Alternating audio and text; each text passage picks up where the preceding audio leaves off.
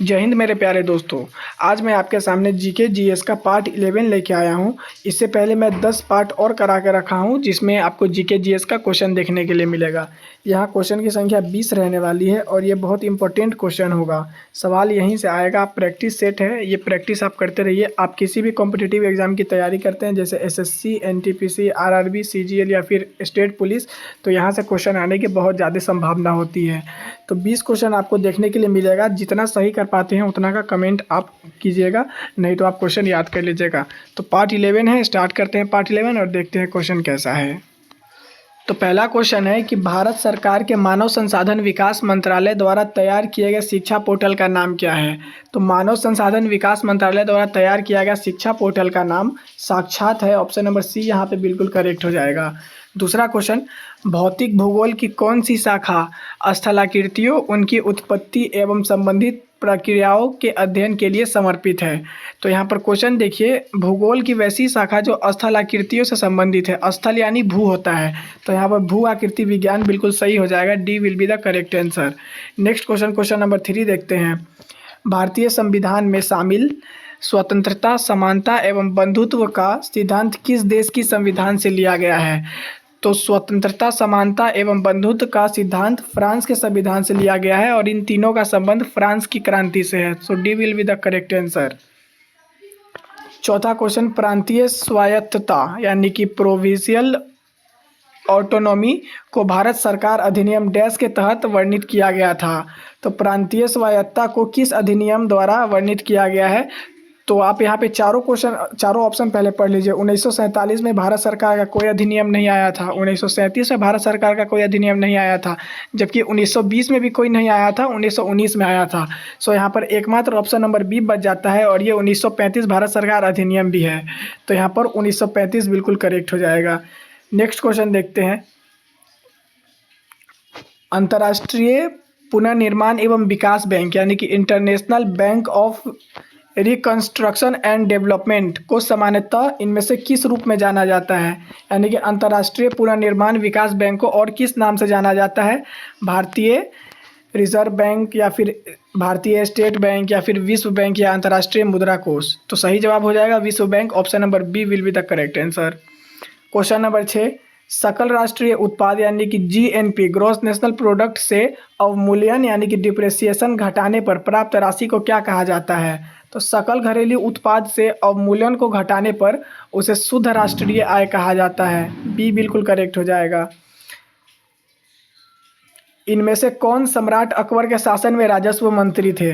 तो राजा Todarmal. Option number C यहाँ पे बिल्कुल करेक्ट हो जाएगा। राजा टोडरमल राजस्व मंत्री थे, अकबर के नवरत्न में से एक।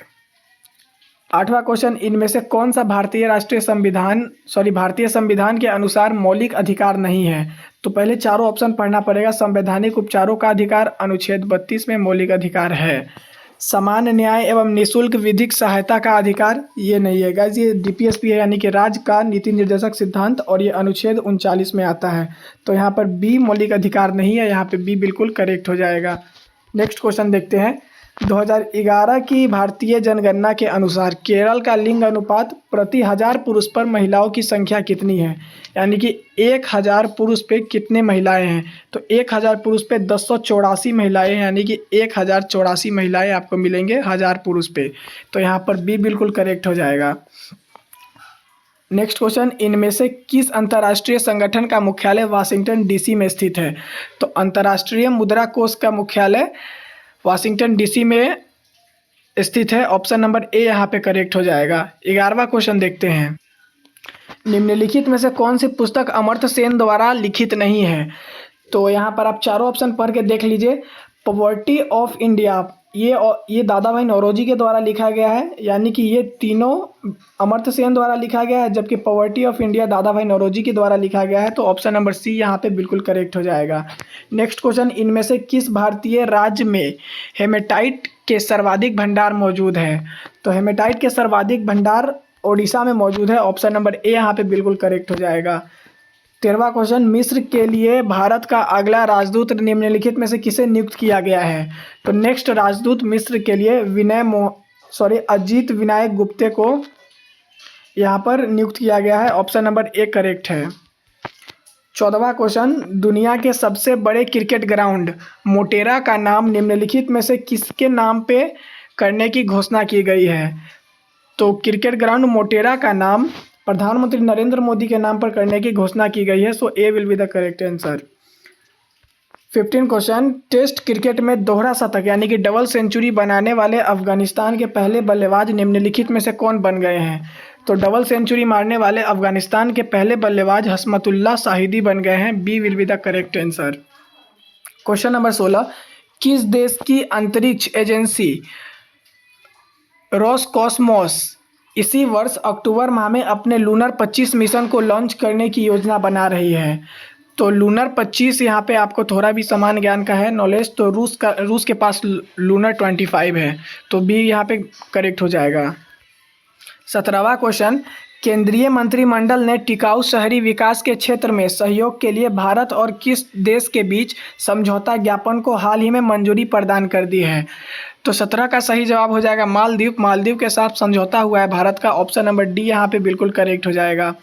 18वां क्वेश्चन, विश्व बौद्धिक संपदा संगठन की ओर से जारी वैश्विक नवाचार सूचकांक 2021, यहाँ पर 2021 की चर्चा की गई है। रैंकिंग में भारत निम्नलिखित में से कितने स्थान पर आ गया है? तो भारत का जो स्थान है विश्व बौद्धिक संपदा संगठन की ओर से 46वां स्थान जारी किया गया है। सी यहाँ पे बिल्कुल करेक्ट हो जाएगा। 19वां क्वेश्चन, 77वें कांस फिल्म महोत्सव में अनसर्टेन रिगार्ड श्रेणी में सर्वश्रेष्ठ अभिनेत्री का पुरस्कार जीतने वाली पहली भारतीय महिला कौन बनी है? तो 19 का यहाँ पे बिल्कुल सही जवाब अनसुया सेन गुप्ता हो जाएगा। अनसुया सेन गुप्ता यहाँ पे कांस अवार्ड जीती है। ऑप्शन नंबर सी बिल्कुल करेक्ट हो जाएगा। आज का 20वां क्वेश्चन और सबसे लास्ट क्वेश्चन, 76वें ग्रैमी अवार्ड में सर्वश्रेष्ठ वैश्विक संगीत एल्बम का पुरस्कार किस एल्बम ने जीता है? तो दिस मोमेंट ने यहाँ पे सर्वश्रेष्ठ वैश्विक संगीत एल्बम का अवार्ड जीता है। सो ऑप्शन नंबर सी यहाँ पे बिल्कुल करेक्ट हो जाएगा। तो मैंने यहाँ पे आपको 20 क्वेश्चन कंप्लीट करा दिए। यहाँ पे 20 क्वेश्चन आप देख सकते हैं पूरा कंप्लीट हो गया। आपको इन सभी का लेवल कैसा लगा कमेंट करके बताइए, और अगर किसी नए टॉपिक पे वीडियो चाहिए तो कमेंट में बताइएगा। मिलते हैं किसी नए वीडियो में, तब तक के लिए जय हिंद साथियों।